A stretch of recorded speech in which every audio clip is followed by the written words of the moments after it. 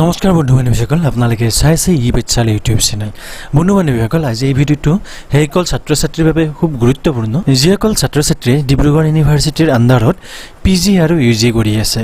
সেইসকল ছাত্ৰ ছাত্ৰীৰ বাবে আজি ডিব্ৰুগড় ইউনিভাৰ্চিটিয়ে এখন নতুনকৈ নটিফিকেশ্যন পাব্লিছ কৰিছে তেওঁলোকৰ অফিচিয়েল ৱেবছাইটত, য'ত তেওঁলোকে যিসকল তেওঁলোকে পৰীক্ষাসমূহ কেনেকৈ কি ধৰণে অনুষ্ঠিত কৰা হ'ব তাৰ বিষয়ে ছাত্ৰ ছাত্ৰীসকলক অৱগত কৰাইছে। গতিকে বন্ধু বান্ধৱীসকল সেই নটিফিকেশ্যনৰ কথা আজি এই ভিডিঅ'টোত আমি আলোচনা কৰিব বিচাৰিছোঁ। কিন্তু ভিডিঅ'টোৰ আগলৈকে যোৱাৰ আগত যদিহে আপোনালোকে এই ইউটিউব চেনেলটো এতিয়ালৈকে ছাবস্ক্ৰাইব কৰা নাই তেতিয়াহ'লে অনুগ্ৰহ কৰি এই ইউটিউব চেনেলটো ছাবস্ক্ৰাইব কৰি ল'ব। গতিকে বন্ধু বান্ধৱীসকল এতিয়া আহক আমি আজি এই ভিডিঅ'টো আৰম্ভ কৰোঁ।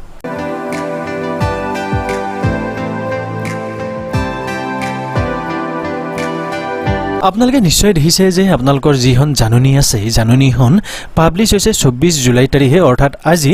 হয়তো ভিডিঅ'টো আপোনালোকে অহাকাইলৈকেও পাব পাৰে যদিহে মোৰ ভিডিঅ'টো বনাওঁতে কিছু পলম হৈ যায়। ইয়াত যি প্ৰথম পেৰাগ্ৰাফ আছে এই প্ৰথম পেৰাগ্ৰাফটোত কোৱা হৈছে যে ডিব্ৰুগড় ইউনিভাৰ্চিটিৰ সকলোবিলাক ডিনছ মানে ইয়াত আপোনালোকৰ কোৱা হৈছে যে সকলোবিলাক ডিপাৰ্টমেণ্টৰে হেড আৰ্টছফৰ্চৰ মেম্বাৰসকলে আৰু ভাইচ চেঞ্চেলৰে এখন কি কৰিছিল, সভা অনুষ্ঠিত কৰিছিল, এখন মিটিং অনুষ্ঠিত কৰিছিল আৰু তেওঁলোকে কিছুমান বিশেষ সিদ্ধান্ত গ্ৰহণ কৰিছিল আণ্ডাৰ গ্ৰেজুৱেট আৰু পোষ্ট গ্ৰেজুৱেটৰ যিসমূহ পৰীক্ষা আছে পৰীক্ষাৰ ওপৰত।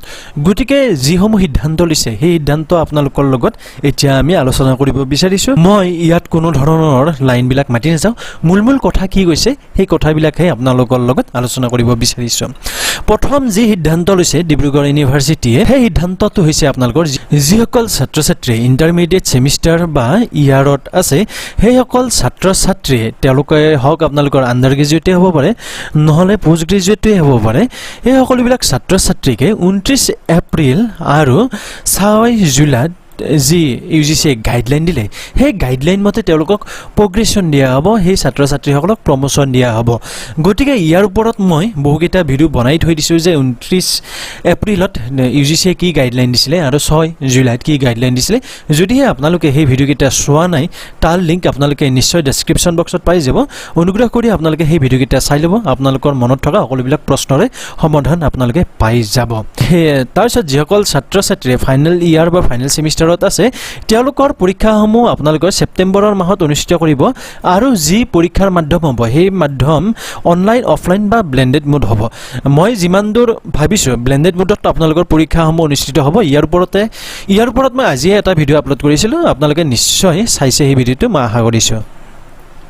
তাৰ পিছত এই কথাটো কোৱা হৈছে যে যিসকল ছাত্ৰ ছাত্ৰীয়ে ফৰ্ম ফিল আপ এতিয়ালৈকে কৰা নাই আৰু ডিব্ৰুগড় ইউনিভাৰ্চিটিত যি অনলাইন ফৰ্ম ফিল আপৰ কাম কাজ বৰ্তমান হৈ আছে সেই সকলোবিলাক কাম কাজে অৰ্থাৎ যি অনলাইন প্ৰক্ৰিয়া আছে অনলাইন প্ৰক্ৰিয়া আপোনালোকৰ 30 আগষ্টলৈকে চলি থাকিব। আৰু যি অনলাইন ফৰ্ম ফিল আপ আছে এই সকলোবিলাক ফৰ্ম ফিল আপে আপোনালোকৰ মেণ্ডেটৰী সকলোবিলাক ছেমিষ্টাৰৰ ছাত্ৰ ছাত্ৰীসকলৰ বাবে, অৰ্থাৎ ইণ্টাৰমিডিয়েট ছাত্ৰ ছাত্ৰীসকলে যদি ভাবি আছে যে তেওঁলোকৰ যিহেতুকে পৰীক্ষা অনুষ্ঠিত নহয় তেওঁলোকে ফৰ্ম ফিল আপসমূহ কৰিব নালাগে, তেতিয়াহ'লে তেওঁলোকে এইটো ভ্ৰান্ত ধাৰণা লৈ আছে। তেওঁলোকেও তেওঁলোকৰ যিসমূহ ফৰ্ম আছে সেই ফৰ্মসমূহ তেওঁলোকে ফিল আপ কৰিব লাগিব।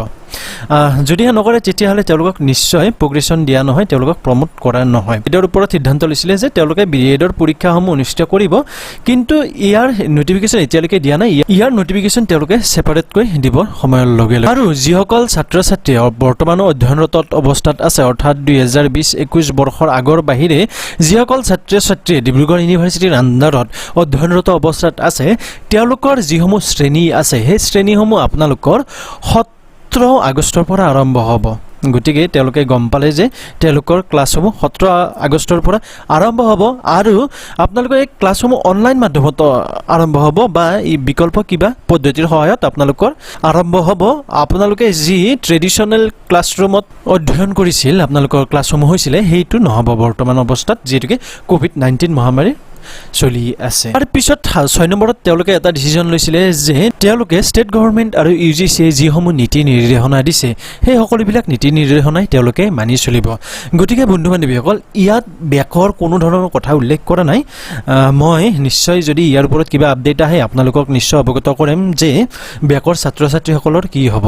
গতিকে বন্ধু বান্ধৱীসকল এই ভিডিঅ'টোত ইমানেই আছিল। যদিহে আপোনালোকে এই ভিডিঅ'টো ভাল পাইছে তেতিয়াহ'লে অনুগ্ৰহ কৰি এই ভিডিঅ'টো লাইক কৰিব, চেনেলটো ছাবস্ক্ৰাইব কৰিব আৰু এই ভিডিঅ'টো আপোনালোকে যিমান পাৰে পাৰে সিমান শ্বেয়াৰ কৰি দিব অন্য এটা ভিডিঅ'ত লগ পোৱাৰ প্ৰতিশ্ৰুতিৰে আজিলৈকে মই জয়দীপ কলিতা এই ভিডিঅ'টোৰ পৰা বিদায় মাগিছোঁ ধন্যবাদ জয় আই অসম